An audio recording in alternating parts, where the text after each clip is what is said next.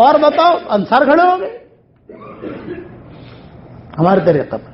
صدیق اکبر نے کہا میں جو فیصلہ کروں گا منظور کرو گے؟ انہوں نے کہا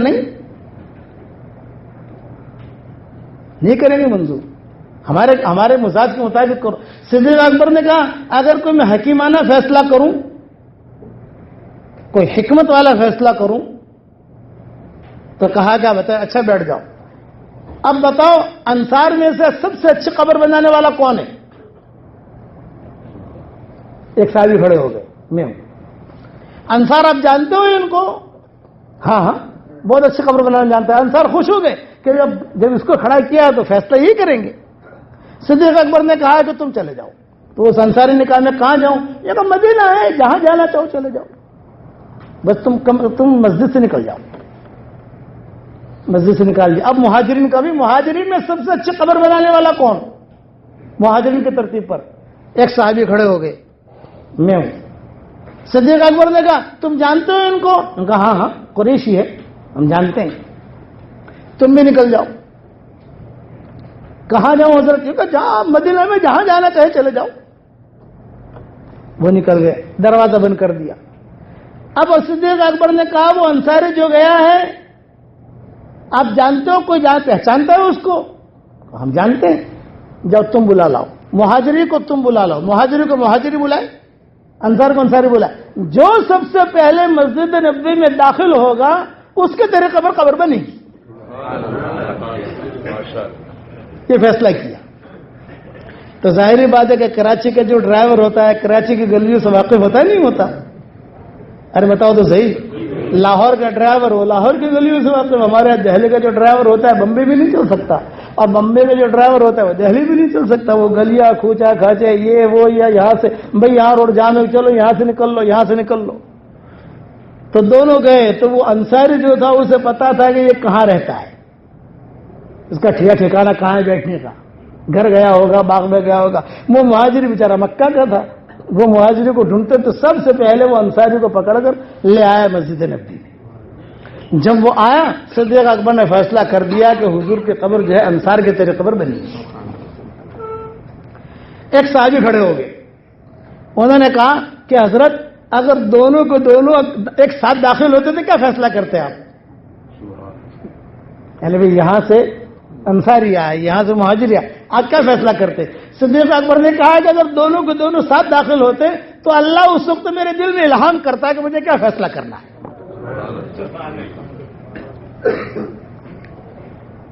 اب یہ مسئلہ تو حل ہوا، لیکن ایک مسئلے میں حضرت عمر بہت شدید رہے. کیا؟ کہ مدینہ منورہ خالی نہیں ہونا چاہیے. حضرت عمر کے ذہن میں ایک بات تھی کہ مدینہ منورہ بالکل خالی کر دو. صدیق اکبر کہتے تھے کہ دیکھو لو اننی انی، یہ جملہ یاد رکھنا، لو اننی انی اعلی تنفیذ جیش اسامہ لسترمت المدینہ نارا، کہ اسامہ کی جماعت کو روانہ کرنے میں ذرا برابر بھی اگر میں تاخیر کروں گا تو مدینہ منورہ آج کے بھٹی بن جائے گا. کہ اسامہ کی جماعت بھی روانہ ہوگی، تو بھی روانہ ہوگا، میں بھی نکلوں گا، ہم بھی نکلیں گے. صدیق اکبر نے کہا. تو حضرت عمر نے چپکے سے کہا کہ ابو بکر ذرا فاطمہ کا حال تو دیکھو، صاحبزادی ہے اور کیسے درد بھرے اشعار پڑھ رہی ہے. یہ کہہ کر حضرت عمر نے صدیق اکبر کو حضرت فاطمہ رضی اللہ تعالی عنہا کے اشعار سنائے. اذا اشتدت شوقی زرت قبرک باکیا، اذا اشتدت شوقی زرت قبرک باکیا، انوح واشکو ما اراک مجابیا. یہ حضرت فاطمہ بھولے پن میں اشعار پڑھتی تھی اور رو کے پڑھتی تھی حضور کی قبر کو دیکھ کر دور سے. اذا اشتدت شوقی زرت قبرک باکیا، انوح واشکو ما اراک مجابیا. ابا جان جب آپ کے دیدار کا میرے دل میں تمنا ہوتی ہے تو میں دور سے کھڑے ہو کر آپ کی قبر کی زیارت کر لیتی ہوں، لیکن ابا جان آپ سے شکایت ہے. حضرت فاطمہ کہتی تھی آپ سے شکایت ہے، اور میری شکایت بھی برحق ہے، صحیح شکایت ہے. وہ یہ کہ پہلے میں آتی تھی تو آپ زور سے کہتے تھے فاطمہ آ جا، فاطمہ آ جا. اب میں کہتی ہوں ابو، سلام بھی پڑھتی ہوں کچھ، لیکن آپ کی طرف سے تو جواب ہی نہیں آتا.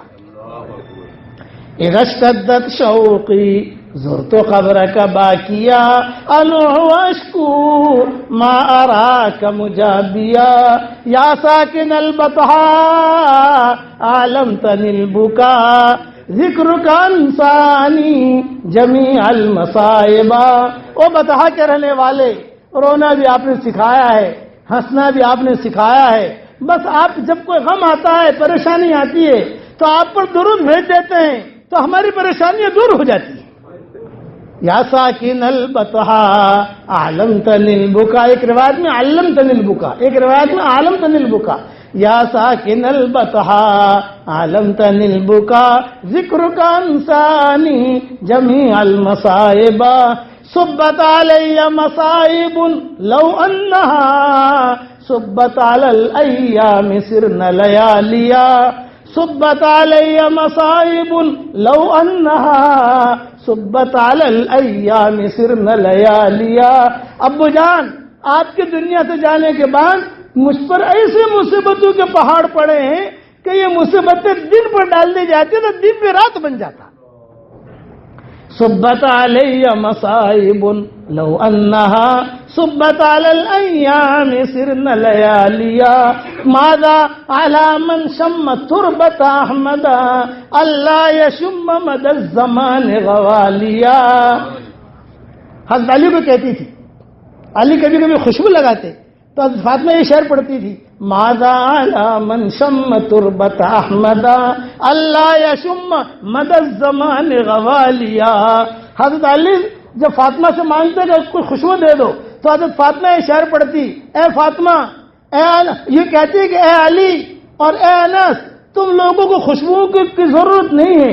حضور صلی اللہ علیہ وسلم کی قبر کو تم نے مٹی دی ہے، تمہارے ہاتھوں میں حضور کی قبر کی مٹی کی خوشبو اب تک آ رہی.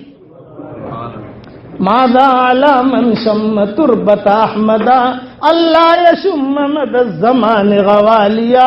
ایتمت الحسن وترکتہ، یہ رو کر شعر پڑتی تھی، ایتمت الحسن وترکتہ یدعوک، کہ کہتی تھی کہ ابا جان، حسن کو بھی آپ نے یتیم بنا دیا اور حسین کو بھی یتیم بنا دیا.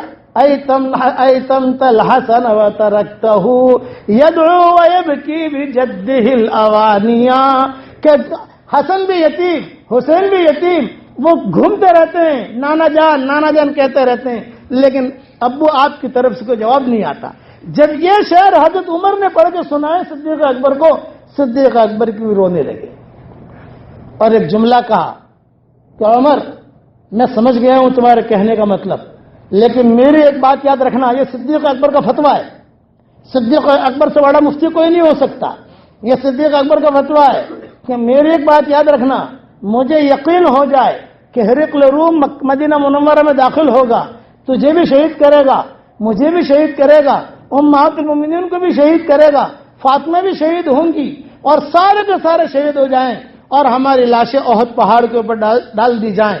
جنگلی بھیڑیے اور جنگلی کتے اگر ہماری لاشوں کو نوچیں، میں اسے تو برداشت کر سکتا ہوں، لیکن دین کے کام میں کمی آئے میں اسے برداشت نہیں کر سکتا. اینقص الدین وانا حی، دین میں کمی آئے میں زندہ رہوں. اس لیے آج کی اس مبارک رات میں